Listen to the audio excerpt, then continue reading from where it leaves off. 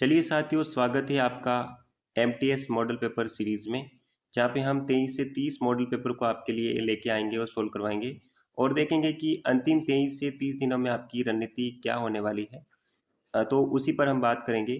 तो ये हमारा मॉडल पेपर नंबर 2 होगा। इससे पहले हमने मॉडल पेपर नंबर 1 अपलोड कर रखा है।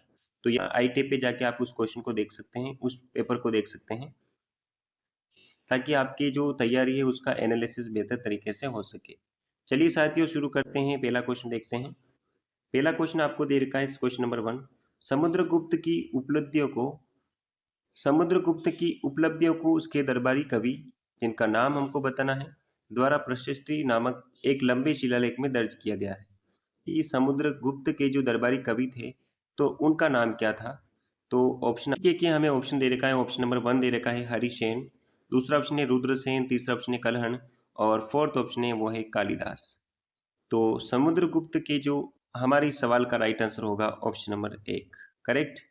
आपको क्वेश्चन का आंसर अगर पता होता है किसी भी क्वेश्चन का, तो कमेंट बॉक्स में कमेंट जरूर करना है। तो हमारे इस क्वेश्चन का राइट आंसर होगा ऑप्शन नंबर 1, यानी कि समुद्रगुप्त के जो दरबारी कवि थे, उनका नाम था हरिसेन। चलिए साथियों, आपको डायरेक्ट ध्यान में रखना है। चलिए साथियों, अगला क्वेश्चन दे रखा है, क्वेश्चन नंबर 2। भारतीय संविधान का कौन सा अनुच्छेद सर्वोच्च न्यायालय को अपने स्वयं के निर्णयों या फिर आदेशों की समीक्षा करने पर अधिकार देता है, यानी कि खुद के निर्णय को परिवर्तन करने की शक्ति देता है? कौन सा अनुच्छेद, वो हमको बताना है। तो पहला अनुच्छेद दे रखा है अनुच्छेद 138, दूसरा अनुच्छेद है अनुच्छेद 135, तीसरा ऑप्शन है अनुच्छेद 136 और फोर्थ ऑप्शन आपको दे रखा है अनुच्छेद 137। तो हमारे इस सवाल का राइट आंसर होगा, तो अनुच्छेद 137 जो है वह न्यायालय को, यानी कि सुप्रीम कोर्ट को, खुद के आदेशों को परिवर्तन करने का अधिकार देता है। राइट, ऑप्शन नंबर डी एकदम राइट आंसर है।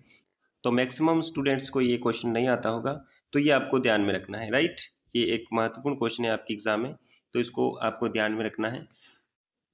चलिए साथियों, अगला एक और क्वेश्चन देखते हैं। और कल्चरल पार्ट से आपके एग्जाम में क्वेश्चन बनते ही बनते हैं, या तो भाषाओं से या फिर त्योहारों से आपके एग्जाम में क्वेश्चन बनते ही बनते हैं। तो वो देखिए क्वेश्चन आपको कैसे हल करने हैं।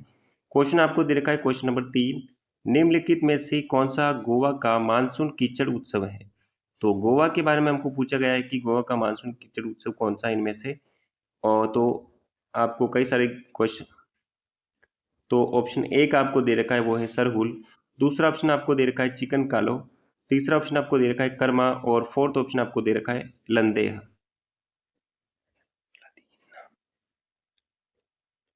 और फोर्थ ऑप्शन दे रखा है आपको लंदेना, लदेना।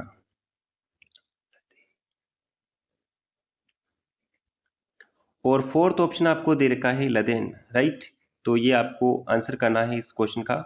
जल्दी से आंसर आप तो अगर इस सवाल का राइट आंसर आपको पता हो तो आपको कमेंट बॉक्स में आंसर जरूर करना है। तो हमारे इस क्वेश्चन का, कई सारे स्टूडेंट को ये क्वेश्चन नहीं पता होगा, तो हमारे इस क्वेश्चन का राइट आंसर होगा ऑप्शन नंबर बी, चिकन कालो या फिर चिकन काला भी इसका का नाम है। ये आपको ध्यान में रखना है, ये गोवा का मानसून कीचड़ नृत्य के रूप, तो इसको, या फिर चिकन काला, ये सभी आपको एग्जाम में मिल सकता है। तो हमारे गोवा का मानसून कीचड़ उत्सव के रूप में इसको मनाया जाता है। राइट, ये आपको ध्यान में रखना है। और ये एक धार्मिक पारंपरिक त्योहार है। राइट, एक धार्मिक पारंपरिक त्योहार है और इसको जुलाई माह में मनाया जाता है। जुलाई के सेकंड से थर्ड वीक में इसको मनाते हैं। ये भी आपको महत्वपूर्ण क्वेश्चन आपको ध्यान में रखना है। चलिए साथियों, अगला क्वेश्चन देखते हैं। चलिए साथियों, अगला क्वेश्चन देखिए, क्वेश्चन नंबर 4। तो इस टाइप के क्वेश्चन आपके रीजनिंग के, इस टाइप के क्वेश्चन आपके एग्जाम में आजकल पूछे जाते हैं।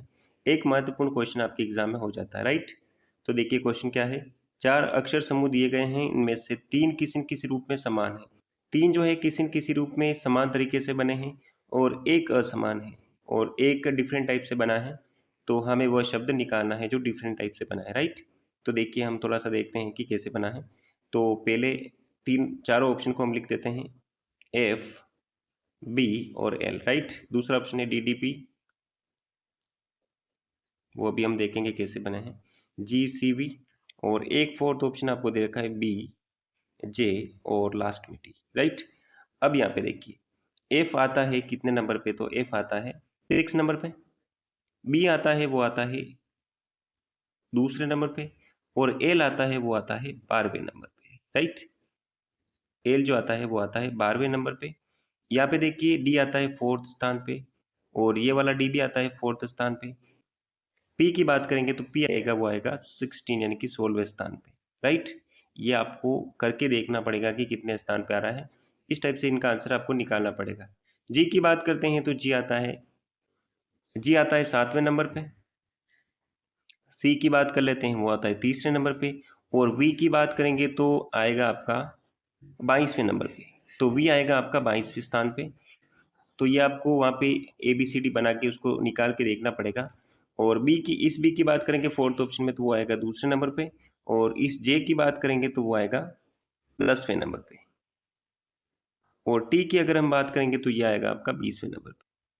अब देखिए कि इसका आंसर कैसे निकालेंगे। तो देखिए ये तीनों में संबंध कैसे बन रहा है। तो देखिए एफ यानी कि अगर 6 का आप 2 से गुणा करवाओगे तो आपके पास में 12 बनेगा, राइट। समानता किस टाइप से है, तो पहली दोनों संख्याओं का गुणा तीसरी संख्या के बराबर है, राइट। यानी कि एफ यानी कि 6 और 2 का गुणा करवाओगे तो आपके पास में आंसर आएगा 12, राइट, ठीक है। अगर इस 4 का 4 से आप गुणा करवाओगे तो आंसर आएगा 16, मतलब कि इन दोनों में समानता है। तीसरा कौन सा ऑप्शन है जिसमें समानता है, तो वो हम निकाल लेते हैं। तो ये देखिए सी आता है हमारा तीसरे नंबर पे। तो 7 3 21, तो यहाँ पे होना चाहिए था 21, लेकिन यहाँ पे 22 है। तो एक बार फोर्थ ऑप्शन हम देख लेते हैं। तो 2 का गुणा जब आप 10 से करवाओगे तो आंसर आएगा 20। तो हमारा ये क्वेश्चन का आंसर होगा, हमारा जो गलत आंसर निकल रहा है वो ऑप्शन नंबर 3, वो निकल रहा है ऑप्शन नंबर सी, यानी कि हमारा इस क्वेश्चन का राइट आंसर होगा ऑप्शन नंबर सी, राइट। तो इस तरीके से आपको करके देखना पड़ेगा। थोड़े बड़े क्वेश्चन है तो आपको वहाँ पे ध्यान से देखना है कि किस टाइप से कौन सी कैलकुलेशन करके आप उस क्वेश्चन का आंसर निकाल पाते हैं। तो सबसे पहले तो आपको वहाँ पे नंबर निकालने हैं कि कौन से नंबर पे कौन सा शब्द है, वो आप एबीसीडी करके निकाल सकते हैं आसानी से। और इस टाइप से उनको उसके बाद में उनमें देखना है कि संबंध किस टाइप से बन रहा है, राइट। चलिए साथियों अगला क्वेश्चन चलिए साथियों एक और क्वेश्चन को देखते हैं। क्वेश्चन नंबर 5, हिल स्टेशन मैथेरोन किस राज्य में स्थित है।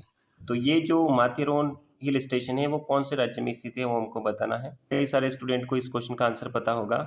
तो पहला ऑप्शन दे रखा है महाराष्ट्र, दूसरा ऑप्शन है मध्य प्रदेश, तीसरा ऑप्शन है कर्नाटका, और फोर्थ ऑप्शन आपको दे रखा है तमिलनाडु। तो माथेरोन हिल स्टेशन कहाँ पे स्थित है वो हमको बताना है। तो हमारे इस क्वेश्चन का राइट आंसर होगा ऑप्शन नंबर एक, यानी कि महाराष्ट्र में कई सारे हिल स्टेशन है और उसमें से एक ही माथेरोन, राइट। ये आपको ध्यान रखना है। माथेरोन कहाँ पे स्थित है, तो वो महाराष्ट्र में स्थित है। और भी आपके एग्जाम में क्वेश्चन बन सकते हैं कि, तो ज़रूरी नहीं है कि ये का ये क्वेश्चन बने, एक दो और नाम हम देख लेते हैं ताकि वहाँ से भी अगर आपके क्वेश्चन बनते हैं तो आप उनको सोल्व कर पाएंगे। तो अगर वहाँ से भी आपके एग्जाम में क्वेश्चन बनते हैं तो आप उनको सोल्व कर पाएंगे। जैसे एक आपको नाम याद रखना है, वो सबको पता होता है, लोनावाला, राइट। एक तो है लोनावाला, दूसरा है खंडाला। ये भी सभी को पता होता है कि खंडाला भी महाराष्ट्र में है। एक है महाबलेश्वर, ये भी आपको पता रखना है। और आप इसका आंसर बताइए कि एक क्वेश्चन का आंसर बताइए कि महाबलेश्वर से कौन सी नदी का उद्गम स्थल है। एक क्वेश्चन आपके लिए है कि महाबलेश्वर से कौन सी नदी निकलती है, उसका आंसर आप कमेंट बॉक्स में कमेंट करेंगे। तो ये तीनों चारों जो हैं वो कहाँ पे स्थित है, वो है महाराष्ट्र में, और फेमस जगह हैं तो इनको आपको ध्यान में रखना है, राइट। चलिए चलिए साथियों अगला एक क्वेश्चन आपकी ज्योग्राफी से रिलेटेड है। क्वेश्चन नंबर 6 आपको दे रखा है, निम्नलिखित में से कौन सी नदी हिमाचल प्रदेश की कुल्लू पहाड़ियों के बीच रोहतांग दर्रे के पश्चिम से निकलती है और राज्य की चंबा घाटी से होकर बहती है। तो चंबा घाटी में बहने वाली नदी का नाम हमको बताना है। तो देखिए ऑप्शन देखते हैं। पहला ऑप्शन है सतलज, दूसरा है रावी, तीसरा है व्यास, और फोर्थ ऑप्शन आपको दे रखा है चेनाब। एक सिंपल क्वेश्चन है, इसका आंसर आप जल्दी से कमेंट बॉक्स में कमेंट करेंगे। तो हमारे इस क्वेश्चन का राइट आंसर होगा ऑप्शन नंबर 2, यानी कि ऑप्शन नंबर बी, यानी कि रावी नदी जो है वो चंबा घाटी में बहती है और ये निकलती है रोहतांग दर्रे से। और बाद में ये पांचों नदियां मिलकर पंचनद का निर्माण करती है। पंचनद जो कि पाकिस्तान में स्थित है, तो वहां पे जाके ये पांचों नदियां मिलती है, राइट। चलिए साथियों अगला एक और क्वेश्चन देखते हैं। सतलज नदी का उद्गम स्थल आप बताएंगे कमेंट बॉक्स में कि सतलुज नदी का उद्गम स्थल कौन सा है। चलिए साथियों, अगला क्वेश्चन देखते हैं, क्वेश्चन नंबर 7। ये भी एक क्वेश्चन सिंपल क्वेश्चन है, लेकिन थोड़ा टाइम टेकिंग क्वेश्चन है, तो आपको इसको सरल कैसे करना है। तो देखिए, ए जेड बना, बी वाई बना, डी डब्ल्यू बना, जी टी बना, और यहाँ पे रिक्त स्थान पे अगला शब्द कौन सा आएगा वो हमें निकालना है। तो देखिए, बिल्कुल सिंपल है क्वेश्चन। ए से बना बी, बी से बना डी, डी से बना जी, और जी से आएगा अगला शब्द। तो ए में जब आप प्लस एक करोगे तो आपके पास में आएगा बी, बी में आप प्लस का दो ऐड करोगे तो आपके पास में बनेगा डी, और डी में जब आप प्लस का तीन ऐड करोगे तो आपके पास में आएगा जी, और जी में आपको क्या करना है, प्लस का फोर ऐड करना है, राइट। इस हिसाब से तो हमें प्लस का फोर ऐड करना है। तो हमारे इस अगला जो शब्द होगा, जी के बाद में फोर्थ शब्द आता है, जी के बाद में प्लस फोरवा शब्द आता है, वो आता है एच आई जे और के, यानी कि हमारा जो अगला शब्द होगा वो पहला शब्द होगा के। और अगला शब्द हम कहाँ से निकालेंगे, तो इस अगली सीरीज से। तो अगला शब्द हम निकालेंगे ये अगली जो सीरीज है, यानी कि z माइनस एक, y माइनस टू, डब्ल्यू, और w माइनस थ्री, यानी कि t, और t में से आपको फोर माइनस करना है, यानी कि यहाँ से आपके मिलेगा, यानी कि यहाँ से आपको मिलेगा p, करेक्ट।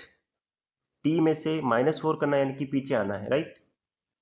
तो t में से माइनस फोर करना है, यानी कि t से पहले आता है s, s से पहले आता है r, r से पहले आता है q, और q से पहले आता है वो है p, यानी कि हमारे इस क्वेश्चन का आंसर होगा k और p।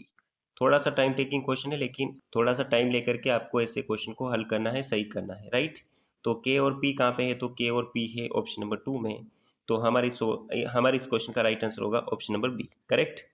तो इस तरीके से ऐसे क्वेश्चन को हल करना है। आपको कॉन्सेप्ट पे ध्यान देना है, जरूरी नहीं है कि ये क्वेश्चन आपके एग्जाम में बने। चलिए साथियों, अगला क्वेश्चन देख चलिए साथियों, अगला क्वेश्चन दे रखा है, क्वेश्चन नंबर 8। पंडित जानकी प्रसाद का संबंध निम्नलिखित में से किस कथक घराने से है। तो कौन से कथक घराने से जानकी प्रसाद जी का संबंध है वो हमको बताना है। ऑप्शन एक Banaras, option number 2 Raigarh, option number 3 Jaipur, और ऑप्शन फोर्थ लखनऊ। तो हमारे इन सबको हम देख लेते हैं फटाफट से एक एक करके। तो सबसे पहले तो जानकी प्रसाद जी का संबंध है, तो बनारस से है जानकी प्रसाद जी का संबंध। उसके बाद में रायगढ़ और जयपुर और लखनऊ की भी हम बात कर लेते हैं। तो रायगढ़ घराने से संबंध है राजा चक्रधारी सिंह, ये आपको ध्यान में रखना है, चक्रधारी सिंह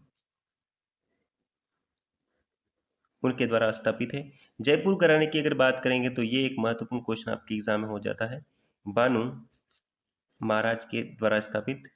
और एक और क्वेश्चन है कि लखनऊ घराने से किसका संबंध है। तो ये आपको ध्यान में रखना है, ईश्वर ईश्वर प्रसाद जी का संबंध जो है वो, उनका संबंध जो है लखनऊ घराने से। एक दो बार जब आप इनकी प्रैक्टिस करोगे तो निश्चित रूप से ये आपको याद रहेंगे, और आप इनका आंसर, अगर कोई सा भी एक क्वेश्चन आपके एग्जाम में पूछा गया तो आप उनका आंसर कर पाएंगे एग्जाम में। चलिए अगला क्वेश्चन एक करेंट का क्वेश्चन है आपके, क्वेश्चन नंबर 9, कि 6 अगस्त 2024 को किसे फिजी के सर्वोच्च नागरिक सम्मान companion of the order of Fiji से सम्मानित किया गया। तो किनको इस अवार्ड से सम्मानित किया गया, फिजी का सर्वोच्च नागरिक सम्मान है ये। तो देखिए, ऑप्शन नंबर एक है नरेंद्र मोदी, दूसरा ऑप्शन है अमित शाह, तीसरा ऑप्शन है द्रौपदी मुर्मू, और फोर्थ ऑप्शन आपको दे रखा है एस जयशंकर विदेश मंत्री। तो हमारे इस क्वेश्चन का आंसर, ये करंट का क्वेश्चन तो आपको आना ही चाहिए कम से कम। तो हमारे इस क्वेश्चन का राइट आंसर होगा ऑप्शन नंबर सी, यानी कि द्रौपदी मुर्मू जी गई थी 3 देशों की यात्रा पे अभी। तो इसमें पहली कंट्री है तिमोर लेस्ते, दूसरी कंट्री थी उसका नाम था फिजी, और तीसरी कंट्री थी उसका नाम था न्यूजीलैंड, राइट। तो ये राइट आंसर हमारा ऑप्शन नंबर 3 होगा। चलिए साथियों, अगला क्वेश्चन लेते हैं। तो लोकेशन से भी आपके कई सारे क्वेश्चन एग्जाम में बनते हैं। क्वेश्चन नंबर 10 आपको दे रखा है, झेलम नदी के किनारे बसा हुआ नगर है। तो झेलम नदी के किनारे कौन सा नगर है, उसका आंसर आपको करना है। पहला ऑप्शन है अमृतसर, दूसरा ऑप्शन है लुधियाना, तीसरा ऑप्शन है पटियाला, और फोर्थ ऑप्शन है श्रीनगर। तो हमारे इस सवाल का राइट आंसर, ये तो एक सिंपल क्वेश्चन है, इसका आंसर आप कमेंट बॉक्स में कमेंट करें। तो इस सवाल का राइट आंसर होगा ऑप्शन नंबर डी, यानी कि श्रीनगर जो है वो झेलम या फिर झेलम नदी के किनारे बसा हुआ नगर है। चलिए साथियों, अगला क्वेश्चन देखते हैं। चलिए साथियों, एक और नया क्वेश्चन लेते हैं जो कि आपके विज्ञान से रिलेटेड है। तो विज्ञान से भी आपके कई सारे एग्जाम में क्वेश्चन बनते हैं। तो देखिए क्वेश्चन क्या दे रखा है, क्वेश्चन नंबर 11 आपको दे रखा है, निम्नलिखित में से क्या कोशिका के केंद्रक में मौजूद होते हैं। तो कोशिका के केंद्रक में इनमें से कौन सा मौजूद होता है वो हमें बताना है। ऑप्शन पहला है गुणसूत्रों और जीन, दूसरा ऑप्शन है जीव द्रव्य और गुणसूत्र। तीसरा ऑप्शन दे रखा है केंद्रिका और कोशिका द्रव्य। और फोर्थ ऑप्शन है वो है कोशिका द्रव्य और गुणसूत्र। तो ये भी एक सिंपल क्वेश्चन है, इसका आंसर आपको पता होना चाहिए। और मैं आपके यहाँ पर और कई सारे क्वेश्चन बनते हैं, वो भी मैं अभी यहाँ पे आपको बताऊंगा। तो हमारे इस क्वेश्चन का अगर राइट आंसर आपको पता हो तो आप इसका आंसर करिए, तो इसके और कॉन्सेप्ट अभी हम क्लियर करेंगे। तो पहला ऑप्शन हमारा बिल्कुल सही है, यानी कि गुणसूत्र और जीन्स जो होते हैं वो कोशिका के केंद्रक में मौजूद होते हैं। और इनकी अगर संख्या की बात करेंगे जोड़ों की, तो वो होते हैं 23। और संख्याओं की बात करेंगे तो वो होते हैं 46, राइट, इसके ठीक डबल। तो ये क्वेश्चन आपको ध्यान में रखना है। एक दो क्वेश्चन और विज्ञान से आपके लिए महत्वपूर्ण है, वो भी हम देख लेते हैं। जो कि महत्वपूर्ण क्वेश्चन है, वो भी हम यहाँ पे डिस्कस कर लेते हैं। एक होता है कि कोशिका का शक्ति ग्रह किसको कहा जाता है, राइट। क्वेश्चन बनेगा आपके एग्जाम में कि कोशिका का शक्ति ग्रह किसको कहते हैं। तो ये आपको ध्यान में रखना है। उसका आंसर होगा माइटोकॉन्ड्रिया, राइट। इसका आंसर होता है माइटोकॉन्ड्रिया। तो 10th क्लास की बुक में ये क्वेश्चन है, माइटोकॉन्ड्रिया, राइट। एक और क्वेश्चन आपके एग्जाम में बन सकता है कि भोजन को ऊर्जा में किसके द्वारा बदला जाता है, राइट। जो हम भोजन करते हैं तो उसको ऊर्जा में कौन चेंज करता है, कौन परिवर्तन करता है। तो उसका भी आंसर आपका होगा माइटोकॉन्ड्रिया, राइट। ये कोशिका से रिलेटेड कुछ महत्वपूर्ण क्वेश्चन थे, उनकी उनके बारे में हमने बात की। और भी क्वेश्चन लेंगे हम अभी आगे। तो देखिए क्वेश्चन नंबर 12। तो चलिए अगला क्वेश्चन लेते हैं, देखते हैं क्वेश्चन नंबर 12। अगला एक महत्वपूर्ण क्वेश्चन, ये भी प्राचीन भारतीय इतिहास से क्वेश्चन है आपके एग्जाम में। तो क्वेश्चन नंबर 12 आपको दे रखा है, निम्नलिखित में से कौन सा गुप्त शासक घटोत्कच का उत्तराधिकारी बना। यानी कि जो घटोत्कच शासक थे गुप्त काल में, उनके बाद का शासक कौन थे, उसका आंसर हमको बताना है। ऑप्शन आप देख लीजिए, ये ऑप्शन आपको दे रखे हैं और इसका आंसर आपको कमेंट बॉक्स में कमेंट करिए जल्दी से। तो पहला ऑप्शन है कुमार गुप्त, दूसरा ऑप्शन चंद्रगुप्त मौर्य, दूसरा ऑप्शन है चंद्रगुप्त प्रथम, तीसरा ऑप्शन है चंद्रगुप्त द्वितीय, और डी ऑप्शन आपको दे रखा है स्कंदगुप्त। तो जल्दी से इसका आंसर आप कमेंट बॉक्स में कमेंट करेंगे। अगर आपको पता हो तो कमेंट बॉक्स में कमेंट जरूर करें, तो ताकि आपकी जो तैयारी है उसका एनालिसिस इसी टाइप से होता है। हमारी इस सवाल का राइट आंसर होगा ऑप्शन नंबर बी, यानी कि चंद्रगुप्त प्रथम जो थे वो थे घटोत्कच के उत्तराधिकारी। देखिए ये सीरीज अगर आपको याद करनी हो तो देखिए ऐसे याद करेंगे। सबसे पहले आते हैं श्रीगुप्त, राइट। उसके बाद बाद में आता है उसके बाद में आते हैं घटोत्कच, घटोत्कच। उसके बाद में आते हैं चंद्रगुप्त प्रथम, चंद्रगुप्त प्रथम। उसके बाद में आते हैं चंद्रगुप्त, उसके बाद में आते हैं समुद्रगुप्त। और एक महत्वपूर्ण राजा हुए समुद्रगुप्त, ये आपको ध्यान में रखना है, समुद्रगुप्त, ठीक है। और उसके बाद में आते हैं चंद्रगुप्त द्वितीय। उसके बाद में आता है कुमारगुप्त और स्कंदगुप्त, इस प्रकार से चलता है। तो ये क्वेश्चन कुछ महत्वपूर्ण है। और यहाँ से एक क्वेश्चन आपके एग्जाम में और बन सकता है कि कौन सी मुद्रा का प्रचलन था गुप्त काल में। तो कौड़ियों का प्रचलन था, ये एक महत्वपूर्ण क्वेश्चन आपको ध्यान में रखना है। कौड़ियों का प्रचलन जो था वो गुप्त काल में मुद्रा के रूप में था, राइट। तो ये कुछ क्वेश्चन है। अगला क्वेश्चन देखिए। और क्वेश्चन आपकी, तो राजाओं के बारे में या तो आपके मौर्य साम्राज्य से क्वेश्चन बनते हैं या फिर गुप्त साम्राज्य से, क्योंकि महत्वपूर्ण राजा हुए हैं तो वहां से भी आपके क्वेश्चन बन सकते हैं, राइट। आगे का क्वेश्चन देखिए चार। आगे एक और महत्वपूर्ण क्वेश्चन देखिए साथियों, क्वेश्चन नंबर 13। ये भी आपकी जीव विज्ञान से क्वेश्चन है और विज्ञान से आपके क्वेश्चन बनते हैं। तो क्वेश्चन नंबर 13 आपको दे रखा है, प्राणी में सबसे लंबी कोशिका है, ठीक है। तो कोशिकाओं में सबसे लंबी कोशिका के बारे में बात करनी है। इससे जो पहले वीडियो था उसमें हमने देखा था वीडियो फर्स्ट में कि रसायन विज्ञान से कई सारे क्वेश्चन बनते हैं, तो उनको हमने वहाँ पे डिस्कस किया था। और यहाँ पे हम जीव विज्ञान के बारे में जो क्वेश्चन बन सकते हैं आपके एग्जाम में, तो उनको डिस्कस कर रहे हैं। तो देखिए क्वेश्चन ऑप्शन दे रखा है तंत्रिका कोशिका, दूसरा ऑप्शन है पेशीय कोशिका, तीसरा ऑप्शन है अस्थिल कोशिका, और फोर्थ ऑप्शन आपको दे रखा है हृदय कोशिका। तो जल्दी से आपको अगर इस सवाल का आंसर पता हो तो कमेंट बॉक्स में कमेंट करें। ये पता होना चाहिए कि प्राणी में सबसे लंबी कोशिका होती है वो होती है तंत्रिका कोशिका। और चलिए साथियों अगला क्वेश्चन देखते हैं, क्वेश्चन नंबर 14। तो रीजनिंग से आपके एग्जाम में कई सारे क्वेश्चन बनते हैं। एक तो आयु से, एक संख्याओं से, और एक होता है परसेंटेज से। तो ये आपको ध्यान में रखना है। क्वेश्चन नंबर 14 आपको दे रखा है, यदि जी का 60% बराबर एच का 4/5 है, तो जी एच का लगभग कितने प्रतिशत होगा। तो देखिए इस सवाल को आपको कैसे हल करना है। तो जैसा जैसा आपको सवाल में बोला गया है वैसे आप इसका आंसर निकालेंगे। तो जी का यानी कि जी इंटू आपको करना है 60%, करेक्ट। आगे देखिए एच का यानी कि एच इंटू का मतलब होता है गुणा 4/5, राइट। अब जब आप 60% को आप जब अनुपात में चेंज करते हो तो आपके पास में आंसर आता है। तो देखिए जब आप 60% को आप अनुपात में चेंज करते हो तो आंसर कैसे निकलेगा। तो देखिए ऐसे निकालते हैं, या तो आपको डायरेक्ट याद कर लेना है, कर लेना है, या फिर आपको ऐसे निकालना। देखिए 60 बटा आपको करना है 100, 0 से 0 कैंसिल, यहाँ पे बचेगा तो 3, कटेगा 2 से तो 3, यहाँ पे आएगा 5, राइट। तो यहाँ पे हम लिख देते हैं जी इंटू 3/5 बराबर हमारे पास में आ गया एच इंटू 4/5 जो कि चल रहा है। दोनों तरीके आप 4/5 को परसेंटेज में चेंज करके भी इस क्वेश्चन को हल कर सकते हैं, दोनों तरीके। तो ये 5 से तो 5, इस 5 से तो ये वाला 5 कैंसल, और जी हमें निकालना है जी एच का कितना परसेंट होगा, राइट। तो बटावा में चलेगी बड़ी संख्या यानी कि एच बराबर होगा 4/3, करेक्ट। अब हमें परसेंटेज में निकालना है, तो परसेंटेज में निकालना है तो इंटू करवाना पड़ेगा 100 से, तो इसको 100 से आप इंटू करवा लीजिए। तो जी एच का कितना परसेंट होगा, तो वो आपके पास में सर आएगा 400 में आप भाग दीजिए 3 का, करेक्ट। और जब इसका आप भाग देंगे तो आपके पास में सर आएगा 1.133.33, करेक्ट। ये परसेंटेज में आपका चेंज हो गया। बिल्कुल सिंपल क्वेश्चन है, कोई टफ क्वेश्चन नहीं है, लेकिन कॉन्सेप्ट आपको पता होना चाहिए। कॉन्सेप्ट अगर आपको पता हो तो आप इस सवाल का राइट आंसर निकाल सकते हैं। तो वो तरीका देखना ही जहाँ से जल्दी से आंसर आपको मिल जाए, करेक्ट। अगले क्वेश्चन को देखते हैं। चलिए अगला क्वेश्चन देखते हैं। Question number 15। ये भी एक सिंपल क्वेश्चन है, जीके का क्वेश्चन है, और दिवस पर अक्सर आपके एग्जाम में क्वेश्चन बनते हैं। तो देखिए किस भारतीय राष्ट्रवादी की जयंती पर प्रतिवर्ष पराक्रम दिवस मनाया जाता है। पराक्रम दिवस हम क्यों मनाते हैं, कौन से स्वतंत्रता सेनानी के जन्म दिवस को पराक्रम दिवस के रूप में मनाया जाता है। इसका जल्दी से आंसर आप कमेंट बॉक्स में कमेंट करेंगे। बिल्कुल सिंपल क्वेश्चन है।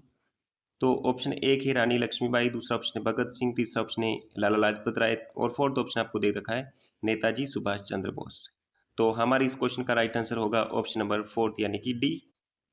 पराक्रम दिवस किसके जन्म दिवस पर मनाया जाता है, तो नेताजी सुभाष चंद्र बोस के जन्म दिवस को पराक्रम दिवस के रूप में मनाया जाता है। जन्म कब हुआ था, तो 23 जनवरी को मनाया जाता है पराक्रम दिवस, राइट। और कहाँ पे हुआ था, इसका आंसर आप कमेंट बॉक्स में कमेंट करेंगे कि सुभाष चंद्र बोस जी का जन्म कहाँ पे हुआ था। इसका आंसर आप कमेंट बॉक्स में कमेंट करें। चलिए साथियों कुछ नए कॉन्सेप्ट को देखते हैं रीजनिंग के, जो कि आपके एग्जाम में बनेंगे ही बनेंगे। 100% चांस है कि आपको यहाँ से तो क्वेश्चन बनेगा ही बनेगा, राइट। तो देखिए क्वेश्चन नंबर 16 आपको दे रखा है, 3 लगातार सम संख्याओं का योग 90 है। उनमें से सबसे छोटी संख्या के 1/4 और सबसे बड़ी संख्या के दुगुने के बीच में क्या अंतर है। कितनी संख्याओं का अंतर है वो हमको बताना है, करेक्ट। ये हमारा क्वेश्चन रहा। और तो देखिए इस सवाल को तो देखिए इस क्वेश्चन को हम कैसे हल करेंगे। तो लगातार 3 सम संख्या हमको निकालनी है, राइट। तो देखते हैं कि पहली संख्या कौन सी है, दूसरी संख्या कौन सी है, या फिर तीसरी संख्या कौन सी है। तो सबसे पहले हम मान लेते हैं, माना कि पहली सम संख्या है वो x है, दूसरी संख्या है वो होगी x+2, क्योंकि हर दो संख्या के बाद में एक सम संख्या आती है, तो तीसरी संख्या हो जाएगी हमारी x+4, करेक्ट। और देखिए हमें बताया कि इन तीनों का योग कितना है, वो है 90। तो यहाँ से हम x का मान निकाल पाएंगे, राइट। यानी कि आप ऐड करिए x+2 प्लस आपको ऐड करना है x+4 is equal to 90, correct. तो तीनों x को जब आप ऐड करोगे तो आंसर आएगा 3x, करेक्ट। और 2 और 6 को आप और 2 और 4 को आप ऐड करोगे तो आंसर आएगा 6, और आपके पास में बराबर में चल रहा है 90, करेक्ट। 3x का मान हमारे पास में आएगा, वो आएगा 90 - 6 यानी कि 84। 6 को इधर भेजेंगे तो 90 में से 6 माइनस होगा तो 84, इस तरीके से आपके पास में आएगा। और लास्ट में हमें क्या करना है, 84 में आपको भाग देना है 3 का। तो x का मान हमें पता पड़ा वो आएगा 8, यानी कि 84 में हमको भाग देना है 3 का, तो 2 बार जाएगा तो 6 और 2 और 4 यानी कि 24 में भाग देना है 3 का, तो आंसर आएगा आपका 8। करेक्ट। तो भैया हमने पहली संख्या निकाली, x का मान निकाला, वो आया x। ठीक है, पहली संख्या आई हमारी x बराबर 28। दूसरी संख्याओं की बात करेंगे तो हमें 2 ऐड करना है, तो दूसरी संख्या हो जाएगी भैया 30। और अगर तीसरी संख्याओं की आप बात करोगे तो आपके पास में आंसर आएगा 28 में आपको 4 ऐड करना है, ये वाला 4, तो आपके पास में आंसर आएगा 32। अब हमारा मेन क्वेश्चन स्टार्ट होता है कि पहली संख्या क्या, तो 1/4 यानी कि 28 का 1/4 हमको निकालना है। तो 28 का 1/4 करोगे तो आपके पास में आंसर आएगा, वो आएगा 28 में 4 का भाग दोगे तो आंसर आएगा 7। तो आंसर आएगा, यहाँ पे लिखते हैं 7। और जब 32 का आप दुगुना करोगे, जैसा कि हमें क्वेश्चन में कहा गया है कि सबसे बड़ी संख्या के दुगुने, यानी कि 32 का दुगुना कितना होता है, तो 64। तो भैया यहाँ पे लिखना है 64। अब देखिए 7 से 64 के बीच में कितना फर्क है, कितना गैप है। तो भैया 64 में से 7 को माइनस करोगे तो आंसर आएगा 57। और 57 हमारा ऑप्शन नंबर 2 में रहा, यानी कि ऑप्शन नंबर 2 हमारा बिल्कुल राइट आंसर है। देखिए आयु से रिलेटेड, परसेंटेज से रिलेटेड और संख्याओं से रिलेटेड 100% आपके एग्जाम में 4 से 5 या फिर 7 से 8 क्वेश्चन बनेंगे ही बनेंगे, राइट। चलिए साथियों, अगला क्वेश्चन एक और देखते हैं।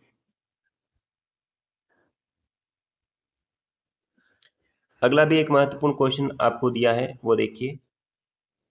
उस विकल्प का चयन कीजिए जिसमें दिए गए अक्षर, यहाँ पे होगा अक्षर, को समान क्रम में बाएं से दाएं की ओर नीचे दी गई श्रृंखला के रिक्त स्थान में बढ़ने पर श्रृंखला पूरी हो जाएगी, राइट। तो हमें ये श्रृंखला दे रखी है और इन ऑप्शन में से किसी एक के माध्यम से, लेकिन समान तरीके से, राइट, हमें इस श्रृंखला को पूरा करना है। तो देखिए इस क्वेश्चन को आपको हल करने का एग्जाम में तरीका क्या होगा वो देखते हैं। तो जब भी आपको इस टाइप से श्रृंखला दी हुई हो तो सबसे पहले आपको देखना है कि उस श्रृंखला में कितने शब्द हैं भाई। अगर 16 शब्द हो तो आपको 4-4 के पेयर बनाने हैं, 4-4 के पेयर बनाने हैं। अगर 15 शब्द हो तो आपको 3-3 के पेयर बनाने हैं। अगर 20 शब्द हो तो आपको दोनों संभावना है कि 4 के भी बन सकते हैं और 5 के भी पेयर बन सकते हैं, राइट। वो आपको करके देखना पड़ेगा क्वेश्चन को हल करके। तो 4 के भी बन सकते हैं और 5 के भी बन सकते हैं। तो हमारे इस क्वेश्चन में आप देखेंगे तो हमें पता है कि इस क्वेश्चन में टोटल शब्द हैं वो है 20। तो हमारे इस सीरीज में जो टोटल शब्द हैं वो है 20। तो मैंने बताया कि आपको 5 के भी बना के देखने हैं। तो मैंने आपको बताया कि 5 के भी बना के देखने हैं, 4 के भी बना के देखने हैं, राइट। तो हम पहले 5 के पेयर बना के देखते हैं। तो देखिए 5 के पेयर आपको कैसे बनाना है। सबसे पहले आपको लिखना है एस एक्स रिक्त स्थान ए और बी, राइट। उसी प्रकार से एस के बाद में रिक्त स्थान दे रखा है Y B B, Y B और बी। और अगला पेयर आप बनाओगे तो यहाँ से आएगा एस एक्स वाई रिक्त स्थान और फिर से बी। और लास्ट पेयर आपके पास में बनेगा एस एक्स रिक्त स्थान डी और बी, करेक्ट। अब हमें क्या करना है कि इन रिक्त स्थानों को भरना है। कैसे भरेंगे, तो देखिए आप यहाँ पे ढूंढती है कि समानता कहाँ पे है। तो भैया हमें पता है कि एस के ठीक बाद में कौन सा वर्ड आ रहा है, वो आ रहा है एक्स। तो यहाँ पे भी एक्स होना चाहिए, यहाँ पे एक्स ऑलरेडी है और फोर्थ ऑप्शन में भी एक्स ऑलरेडी है, राइट। उसके बाद में देखिए एक्स के ठीक बाद में देखिए यहाँ पे देखिए वाई है, यहाँ पे भी देखिए वाई है। तो यहाँ पे भी कौन सा वर्ड आने वाला है, वो आएगा वाई। और यहाँ पे भी कौन सा वर्ड आने वाला है, वो भी आएगा वाई, करेक्ट। अब हमारे पास में एक और शब्द बना, एक और रिक्त स्थान बचा, वो है ये वाला थर्ड थर्ड ऑप्शन में, ठीक है, ये वाला बचा है। इसको कैसे भरेंगे, तो देखिए यहाँ पे है सबसे पहले ए, यहाँ पे भैया बी है, तो यहाँ पे कौन सा आएगा, सी आएगा। और यहाँ पे आएगा सी। और लास्ट में जो हमें चाहिए डी, तो वो तो ऑलरेडी है। तो हमारे इस सवाल का राइट आंसर होगा, सबसे पहले हमने भरा था वो है वाई। उसके बाद में हमने भरा था एक्स ये वाला। उसके बाद में हमारा आया सी। और उसके बाद में हमने जो निकाला वो आया वाई। तो देखिए ये कौन से ऑप्शन में ये आपको ये वाले शब्द आपको मिलते हैं, तो ऑप्शन नंबर बी में ये वाले शब्द मिलेंगे, करेक्ट। तो वाई एक्स सी और वाई, बिल्कुल ऑप्शन नंबर बी बिल्कुल हमारा राइट आंसर है। तो इस तरीके से आपको सवालों को रख के हल करना पड़ेगा।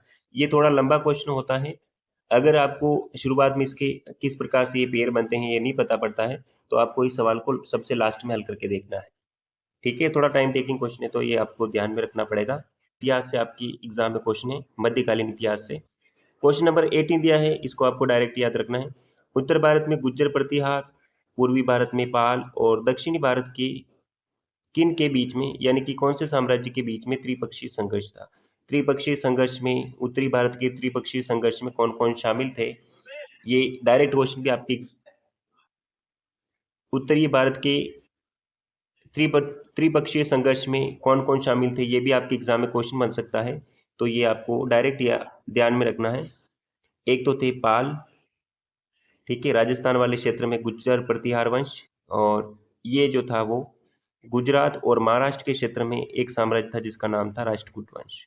तो ये आपको ध्यान में रखना है। बहुत जटिल लेवल के क्वेश्चन यहाँ से नहीं बनते हैं, डायरेक्ट आपके एग्जाम में क्वेश्चन बनता है और इसका आंसर भी आपको डायरेक्ट ही याद रखना है, राइट। अगला क्वेश्चन देखिए, क्वेश्चन नंबर 19। एक महत्वपूर्ण क्वेश्चन है और इस पर भी आपके एग्जाम में क्वेश्चन बनते हैं। चलिए दोस्तों, अगला क्वेश्चन देखते हैं। ये क्वेश्चन बोर्ड मास रूल से रिलेटेड है और अक्सर इस टाइप के क्वेश्चन आपके एग्जाम में बनते हैं, तो ऐसे क्वेश्चन आपको और भी प्रैक्टिस करनी है। तो देखिए, क्वेश्चन नंबर 19 हमको दे रखा है 1/8 का 512 माइनस, ये कोष्टक में कुछ संख्या दे रखी है, इंटू 6 कर रखा है और इसका मान हमको निकालना है। बोर्ड मास नियम कहता है सबसे पहले हमको ब्रैकेट सोल्व करना है, उसके बाद में ऑफ का गुणा करवाना, उसके बाद डिवाइड करवाना, उसके बाद मल्टीप्लाई, उसके बाद ऐड और उसके बाद में घटाव करना है, राइट। तो देखिए इस सवाल का आंसर हम कैसे निकालेंगे। तो सबसे पहले तो हमें करना है कोष्टक को हल। तो 1/8 को इस टाइप से लिखना है, का गुणा करवाना है 512 से, माइनस ये कोष्टक यानी कि माइनस के 5 में से 5 में आपको भाग देना है 0.5 का, राइट। 5 में हमको भाग देना है 0.5 का और इंटू आपको करवाना है 6 से, करेक्ट। 8 से जब आप 512 को काटोगे तो आपके पास में आंसर आएगा 8 6 48, यानी कि यहाँ पे तो आएगा एक तो 6 और बच्चे का 3 और 2 यानी कि 32 आता है 4 बार, राइट। तो यहाँ से तो आपके पास में मिला 64, यहाँ पे माइनस की संख्या है कि माइनस का 5/0.5, राइट। अब आप इस माइनस का गुणा माइनस से करवाओगे तो आंसर आएगा प्लस, और यहाँ पे बचेगा 5/0.5 और इंटू करवाना इसका भी आपको 6 से, करेक्ट। देखिए आगे इसको कैसे करेंगे। यहाँ से जब आप पॉइंट को हटाओगे तो यहाँ पे लगेगा 0, 5 से इस 5 को काटोगे तो बचेगा 1, और 1 का गुणा जब आप 60 से करवाओगे तो आपके पास में आंसर आएगा, वो आएगा 60 के 60, राइट। तो यहाँ पे तो बचा चल रहा है हमारा 64 प्लस 60 इंटू 1 यानी कि 60, तो आंसर आएगा आपका 160 और 60 120 यानी कि 124 हमारे इस सवाल का राइट आंसर होगा। तो देखिए वहाँ पे भी आपको एग्जाम में फास्ट तरीके से सवाल को हल करना पड़ेगा, तो आपका ऑप्शन नंबर डी बिल्कुल करेक्ट आंसर है, राइट।